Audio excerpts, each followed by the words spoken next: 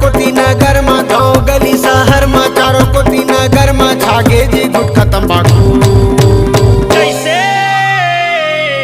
ए हलावत है, ए हलावत है, ए हलावत है, ए हलावत है। अरे का हलावत है? हाँ हलावत है रे पप्पू, हलावत है रे पप्पू, हलावत है रे पप्पू, हलावत है रे पप्पू। एक के संग माँ एक फिरी, नाम है कर जीरा सिरी, लइका घलो सियार, खावत है बुढ़वा जवान।